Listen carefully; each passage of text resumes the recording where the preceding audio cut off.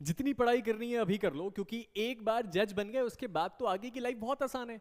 जो मेहनत करनी है अभी करनी है, क्योंकि जज बनने के बाद तो हमें कोई उस पद से हटा ही नहीं सकता। अगर आपको भी ऐसा लगता है तो आज का ये पर्टिकुलर केस देखने, सुनने और पढ़ने समझने के बाद आपके दिमाग का ये मिसकंसेप्शन दूर हो जाएगा।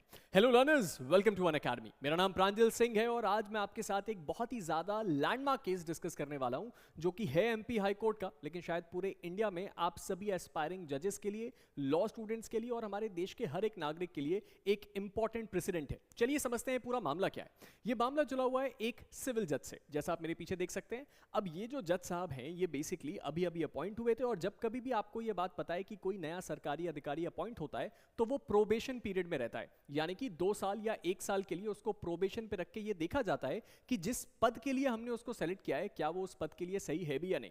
अगर वो सही होता है तो उसको परमानेंट कर देते हैं, वरना बहुत रेयरेस्ट ऑफ रेयर केस में ऐसा देखा जाता है, और स्पेशली ऐसे जज जैसे पोर्टफोलियोज में कि किसी को इतने लंबे सिलेक्शन प्रोसेस के बाद भी निकाला जाए, लेकिन आज के केस में ऐसा ही कुछ हुआ है। चलिए ध्यान से देखते हैं और समझते हैं। ये केस है Kaustubh Khera versus state of Madhya Pradesh and others का, जिसमें मई में एक बहुत ही इंपॉर्टेंट रूलिंग आई है।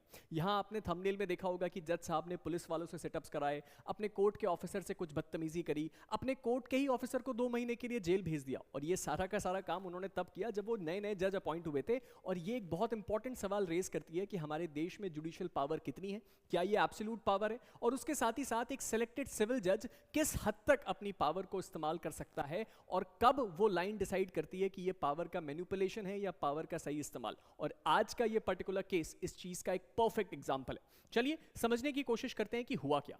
बेसिकली यहां पे जो पिटिशनर है वो एक कौस्तुभ खेरा साहब है, जिनके नाम पे ये केस है। ये सिविल जज थे जूनियर डिवीजन मध्य प्रदेश में, और एमपी जुडिशियल सर्विसेज से सेलेक्ट होकर अभी अभी कुछ समय पहले ही यहां पे सिविल जज बने थे। यहां पे इशू ये था कि इनको इनकी सर्विस से डिस्चार्ज कर दिया गया। दूसरे शब्दों में कहा जाए तो आप सिविल जज सेलेक्ट हुए और कुछ समय बाद ये बोला गया कि अब हमें आपकी सर्विसेज की जरूरत नहीं है, हम आपको परमानेंट सिविल जज नहीं बना सकते, आपको हम नौकरी से निकालते हैं। और ये इनके साथ क्यों किया गया? इनके साथ ये काम इसलिए किया गया जो कि हुआ सितंबर 2024 में, क्योंकि इनकी सर्विस को अप्रोप्रिएट नहीं माना गया। इन्होंने क्या बोला सर? इन्होंने ये बोला कि जो अथॉरिटी इसमें इन्वॉल्व है वो सही तरीके से काम नहीं कर रही है, उन्होंने क्या किया है, मेरे साथ गलत किया है। और इसी चीज को इन्होंने चैलेंज किया था, जिसकी सुनवाई हमारे आज के इस पर्टिकुलर केस में हुई है। अब ये एलिगेशंस क्या थी, इस बात को ध्यान से समझिए। ये एलिगेशन थी जुडिशियल ऑफिसर के अगेंस्ट। क्या थी कि ऑफिसर जो है वो फॉर्मली चार्ज नहीं किए गए, बट इनके खिलाफ बहुत सारी कंप्लेंट्स आई। ऑल्दो इनके खिलाफ कोई फॉर्मल चार्जेस को फ्रेम नहीं किया गया, कोई फॉर्मल एलिगेशंस नहीं लगाए गए, लेकिन ऐसे बहुत सारे जुडिशियल ऑफिसर्स थे जिनके नाम के आगे क्या किया गया, इनके खिलाफ कंप्लेंट करी गई। जैसे कि जो बार मेंबर्स हैं और पुलिस पर्सनल्स हैं, उनसे इन्होंने कोर्ट रूम में सिटअप्स लगवाए। जस्ट इमेजिन, सिटअप का मतलब आप समझते हैं, इसकी बात हो रही है। कोर्ट रूम में एक पुलिस वाले से और बार के मेंबर से आपने सिटअप्स लगवाए। उसके साथ ही साथ जो कोर्ट के स्टाफ हैं उनके साथ मिसबिहेव किया, जिसमें से फीमेल स्टाफ भी इंक्लूडेड है, जहां पे इनके साथ क्या किया गया, अब्यूजिव लैंग्वेज का इस्तेमाल किया गया और फिजिकल थ्रेट भी दिया गया। ये अपने आप में बहुत अलार्मिंग बिहेवियर है। उसके साथ ही साथ अपने खुद के कोर्ट के जो पियून होते हैं, यानी कि कोर्ट क्लर्क, उनको 2 महीने की जेल और 50 रुपए का फाइन सुनाया, खुद के कोर्ट के क्लर्क को। उसके साथ ही साथ हेडक्वार्टर्स, यानी कि जिस डिस्ट्रिक्ट में आप पोस्टेड हैं उस डिस्ट्रिक्ट को छोड़ दिया बिना किसी परमिशन के। अगर आपको ना पता हो तो आपको प्रिंसिपल जज से परमिशन लेने के बाद ही आप हेडक्वार्टर लीव पे जा सकते हैं। साथ ही साथ इनके खिलाफ जितने भी एलिगेशंस हैं, जितनी भी कंप्लेंट्स हैं, वो chief judicial magistrate, principal district जज, bar association, superintendent of police, और उसके साथ ही साथ एक इंक्वायरी भी कमिट कराई गई, जहां पे ये बोला गया कि इनके खिलाफ जो भी कंप्लेंट आ रही है उसको सीरियसली लिया जाए और इनके जो कंडक्ट है उस पर स्ट्रिक्ट नजर रखी जाए। ये सारी की सारी चीजें ऐसे ही चल रही थी। अब इस चीज में पिटिशनर ने भी अपना आर्ग्यूमेंट दिया और कुछ बातों को आगे पॉइंट आउट किया कि ये बातें क्यों सही और क्यों गलत है। अब इस परिस्थिति में इन्होंने आर्ग्यू किया कि ये अपना discharge was actually a punishment in disguise. उन्होंने ये बोला कि ये जो भी चीजें, मैं इसके बारे में कोई बात नहीं कह रहा हूं, लेकिन मुझे जो नौकरी से निकाला गया, मुझे जो डिस्चार्ज किया गया मेरे पद से, वो एक्चुअली में एक पनिशमेंट है। अब आपको यहां समझना पड़ेगा डिस्चार्ज और पनिशमेंट के बीच का डिफरेंस। बेसिकली जो सिविल जज साहब है वो इस बात को क्लेम कर रहे हैं कि मुझे जो मेरी नौकरी से बर्खास्त किया गया है वो एक पनिशमेंट है, मैंने जो किया उसकी सजा। लेकिन प्रोबेशन पीरियड में जो शब्द इस्तेमाल होता है वो डिस्चार्ज, और उसका मतलब ही ये होता है कि अगर हमने आपको 2 साल के लिए प्रोबेशन में रखा और आपकी सर्विसेज हमें यूजफुल नहीं लगी तो हम आपको सिंपली डिस्चार्ज कर देंगे। इस समय हमें कोई पनिशमेंट, फॉर्मल इंक्वायरी करने की जरूरत नहीं है। और इन्होंने इसी लूप होल को एक्सप्लोर करना शुरू किया। अब उन्होंने क्या क्लेम किया कि ये जो इंक्वायरी है ये प्राइमा फेसाई प्रूफ दिखाती है कंडक्ट का, मिसकंडक्ट का, उस चक्कर में मुझे निकाला गया। साथ ही साथ उन्होंने बोला गया कि मेरे खिलाफ कोई फॉर्मल चार्जशीट नहीं बनाई गई, और ये सिंपल ये बात दर्शाती है कि ये बायसनेस और क्या दिखाता है, अनफेयरनेस दिखाता है मेरे अगेंस्ट, कि मुझे नौकरी से निकालना था, इसीलिए मेरे खिलाफ सीधे कुछ कंप्लेंट फाइल करी, बिना चार्जशीट बनाए मुझे निकाल दिया। Respondent on the other side, जो स्टेट है और जो हाई कोर्ट है, उन्होंने क्या जवाब दिया? उन्होंने बोला कि ये जो डिस्चार्ज है ये नॉन प्यूनिटिव है और एडमिनिस्ट्रेटिव डिसीजन है, यानी कि सिंपली जो नौकरी से इनको निकाला गया है ये क्या है, एक एडमिनिस्ट्रेटिव एक्शन है जिसकी अलाउंस हमें एडमिनिस्ट्रेटिव लॉ और सर्विस रूल्स दोनों प्रोवाइड करते हैं। और वो व्यक्ति अभी भी प्रोबेशन में थे, और प्रोबेशन का एग्जैक्ट मतलब ही ये होता है कि आपकी कंपैटिबिलिटी चेक करना उस पर्टिकुलर सर्विस के लिए। अगर आप उस सर्विस के लिए कंपैटिबल नहीं है तो आपको कभी भी आपके प्रोबेशन पीरियड के दौरान निकाला जा सकता है। अब इस चीज में कोर्ट ने क्या क्या ऑब्जर्व किया वो आपके लिए बहुत इंटरेस्टिंग है। प्रोबेशन में उन्होंने इस बात को एड्रेस किया कि एक कैंडिडेट की सूटेबिलिटी चेक करी जाती है कि वो उस जॉब के लिए कितना सूटेबल है। यहां पे उन्होंने बोला गया कि वो जो टर्मिनेशन है of a probationer does not require formal chargesheet और departmental inquiry until unless it is clearly punitive। यानी कि उन्होंने ये बोला कि अगर कभी भी कोई एक व्यक्ति जो कि एक प्रोबेशन पे है, अगर उसको उसकी नौकरी से निकाला जाता है तो उसके लिए कोई फॉर्मल चार्जशीट की जरूरत नहीं पड़ेगी, कोई फॉर्मल इंक्वायरी की जरूरत नहीं पड़ेगी, until and unless वो पनिशमेंट की तरह दर्शाया जाए उसका निकाला जाना। उसके साथ ही साथ उन्होंने बोला कि यहाँ पे कोई पनिशमेंट अवॉर्ड नहीं करी गई थी, जस्ट एक डिसीजन लिया गया और बोला गया कि इनकी सर्विसेज को हम आगे कंटिन्यू नहीं करेंगे, इनको इनके पद से निकाल देना चाहिए। अब इनकी जरा ACR रेटिंग्स को भी आपको देखना चाहिए। ACR क्या होता है सर? ACR होता है एनुअल कॉन्फिडेंशियल रिपोर्ट। अगर आप एक सरकारी पद पे जाते हैं या अगर आप एक जज बनते हैं तो हर साल आपके जो प्रिंसिपल जज होते हैं वो एक एनुअल कॉन्फिडेंशियल रिपोर्ट बनाते हैं। मतलब आपको रेटिंग दी जाती है आपके मेन जज के द्वारा कि ये व्यक्ति एक्चुअल में कैसा जज है, और उसके बेस में आपके आगे के प्रमोशन होते हैं या आपके आगे का भविष्य तय होता है। 2021 में इनको जो रेटिंग मिली वो ग्रेड C की थी। 2023 में डिस्ट्रिक्ट जज ने इनके ग्रेड C को बदल के क्या कर दिया, ग्रेड D। अच्छा हाँ, जो पोर्टफोलियो जज थे उन्होंने ग्रेड C के जो आपका रेटिंग था उसको बदल के ग्रेड B कर दिया 2023 में। प्रिंसिपल डिस्ट्रिक्ट जज ने कुछ इंपॉर्टेंट बातें इनके बारे में नोट करी।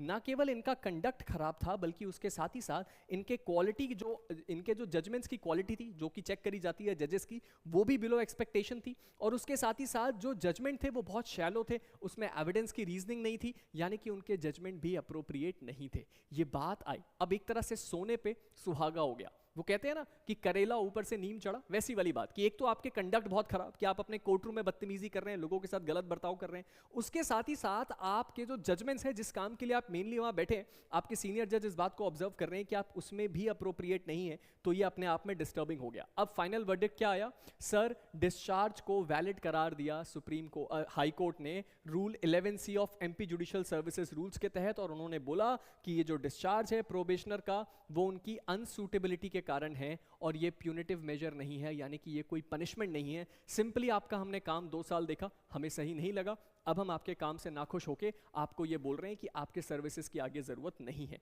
और इसीलिए इस पिटीशन को डिसमिस कर दिया गया।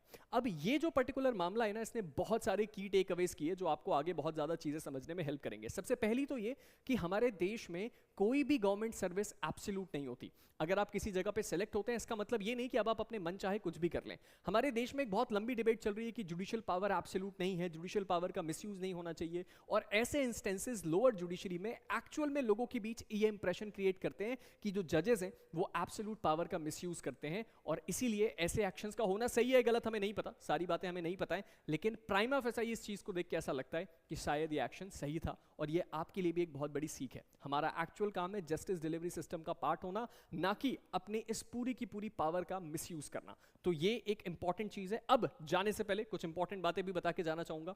हम सबको पता है 3 ईयर जजमेंट आ चुका है, और 3 ईयर जजमेंट के लिए आपको प्रैक्टिस करनी है, बहुत सारी चीजें। इसके लिए आपको जिस चीज की सबसे ज्यादा जरूरत है, जो मैंने आपको बहुत पहले से बता रहा हूं, 2 साल पुराना ब्रेन चाइल्ड अनअकैडमी का जो कुछ समय से लॉन्च्ड है, जुडिशरी आइकॉनिक प्रो। अगर आप इस सब्सक्रिप्शन मॉडल को यूज करते हैं तो आप बेसिकली अनअकैडमी प्लेटफॉर्म में अपने एजुकेटर को अपना मेंटोर बना सकते हैं। जैसे कि अगर आपने मुझे अपना मेंटोर बनाया तो मैं आपको कुछ एक्सक्लूसिव फीचर्स देता हूं, जैसे कि आप ना सिर्फ मुझसे रेगुलर टच में रहेंगे, आपके जुडिशरी की स्ट्रैटेजी मैं बनाऊंगा, अगर आप कॉलेज में, तो आपको कहाँ पे इंटर्नशिप करनी चाहिए, कहाँ जाके प्रैक्टिस करनी चाहिए।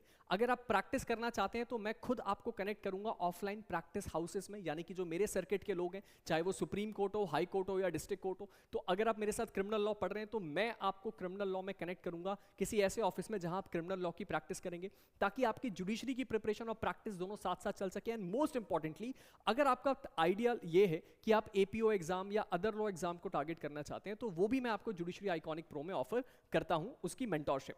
इसके साथ ही साथ हमारी श्रेष्ठ बैच जो कि लॉन्च हो रही है मई 29 से, उसको ज्वाइन करना बिल्कुल मत भूलिएगा। यहां पे हम आपको एक all state judiciary comprehensive batch दे रहे हैं 60% ऑफ और 12 मंथ के फ्री एक्सटेंशन में। यहां आपको पूरी एप्लीकेशन का एक्सेस मिलेगा। इसके लिए आपको मेरा कोड इस्तेमाल करना है PS, जो ना केवल आपको क्या देता है, जो आपको ना केवल ये ऑफर देता है, बल्कि उसके साथ ही साथ कुछ एक्सक्लूसिव बेनिफिट्स देता है अनअकैडमी एप्लीकेशन में मुझसे जुड़े हुए।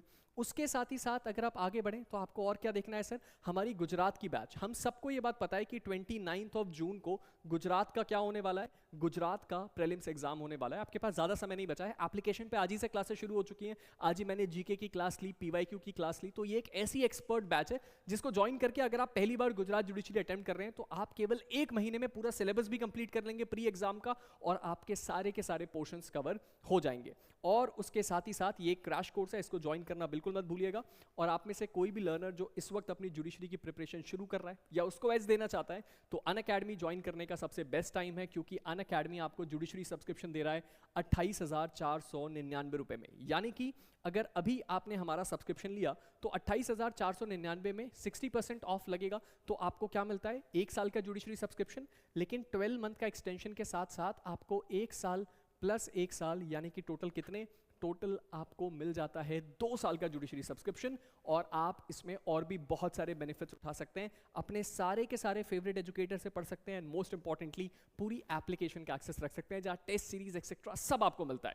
तो आज ही ज्वाइन कीजिए अनअकैडमी को और अपने जजशिप की या एपीओ की जर्नी को शुरू कीजिए। और अभी तक अगर आपने मेरा टेलीग्राम फॉलो नहीं किया तो उसको फॉलो कर लीजिए, जहां आपको और भी सारे रेगुलर अपडेट्स सबसे पहले मिलते हैं। मिलते हैं एक नई वीडियो के साथ, तब तक के लिए stay motivated and keep learning. Thank you.